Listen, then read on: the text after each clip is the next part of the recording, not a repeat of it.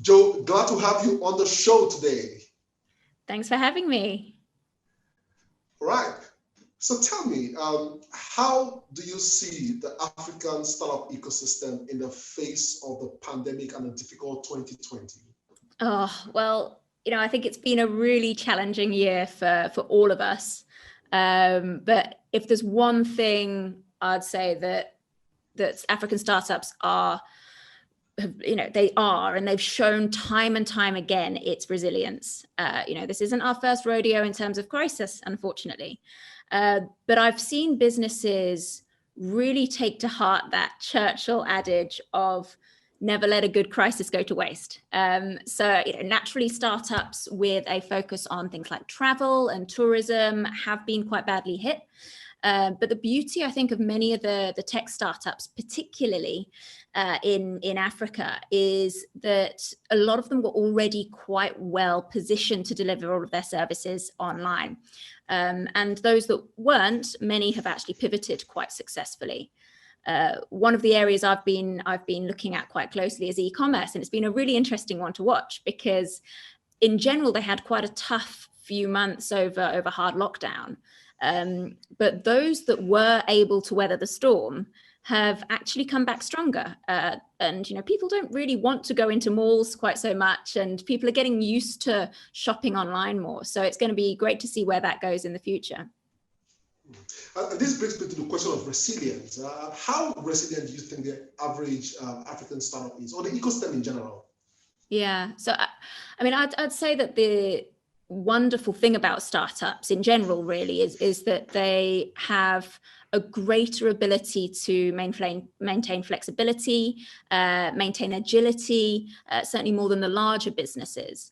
And perhaps they've recognized that their core offering has been hit with the crisis, but the many startups that I've been looking at have seen that they've still got customers in need. They've still got audiences that they need to speak to. And so they've pivoted to support them in different ways.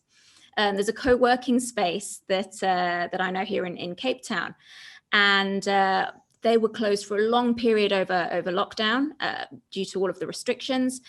But what they ended up doing is compartmentalizing their office into small individual pods.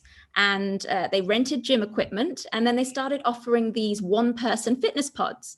And with gyms closed, this was a fantastic way to keep offering value to their customers in a slightly different way. So that was really cool to see.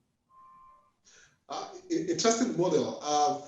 Again, the other question, of course, with startups like that and other startups, do you think what we've seen in the ecosystem is more of a question of by chance, or has it been deliberate? What's your take? Yeah, I think it's probably a little bit of both. As I mentioned earlier, there's certain industries that have naturally been hit harder than others.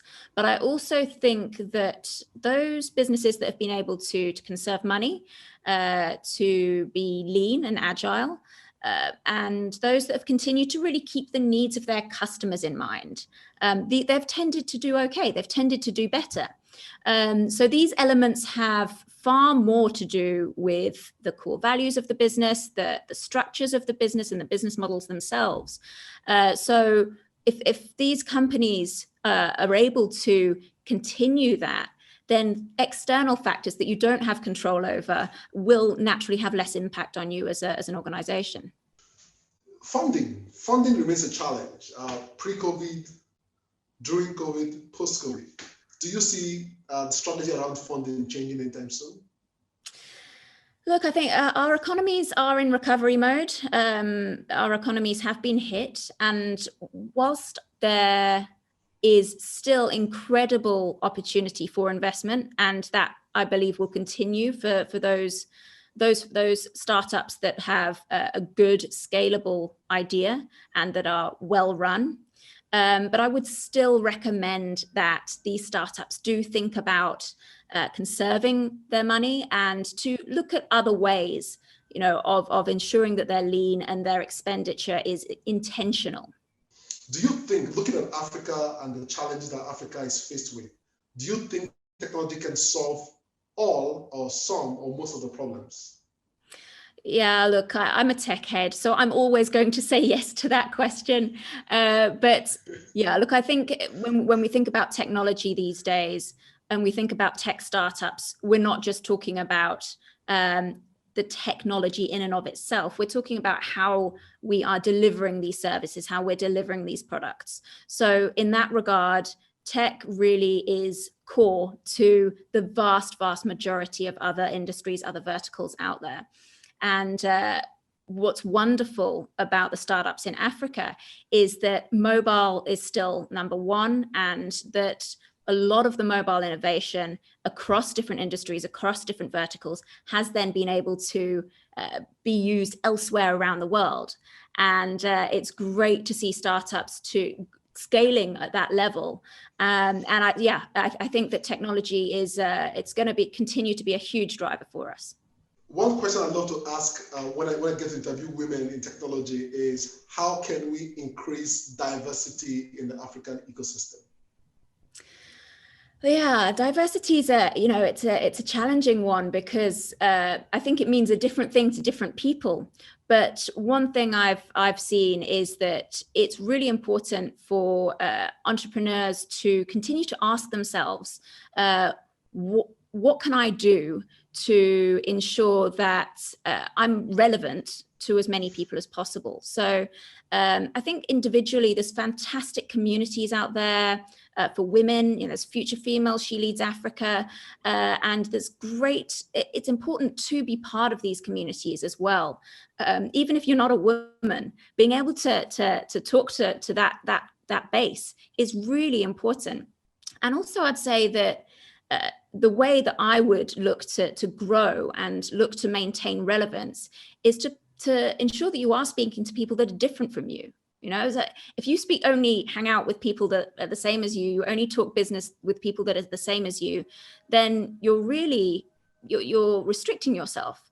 If you're able to find different perspectives, different views, then that's going to help your business as well. Yeah. So Joe, let's talk about the Cape Town ecosystem. Kenya, Tunisia, and Senegal have come up with a startup law to support the ecosystem. Are we expecting anything from South Africa? And tell us a bit about the Cape Town ecosystem.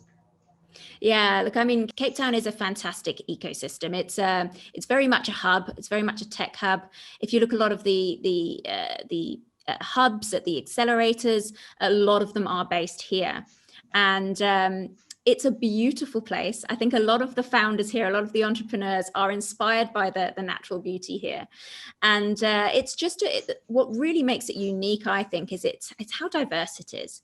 There's people from all walks of life solving real challenges that are relevant not just for us, but for the rest of the country, the rest of the continent even, and even globally. So it's really fantastic to walk into some of the like Workshop 17 here and some of the other areas and just get talking to people about what they're doing. It's really inspiring. If I ever feel like I'm in a bit of a lull, I go there and I just chat to people.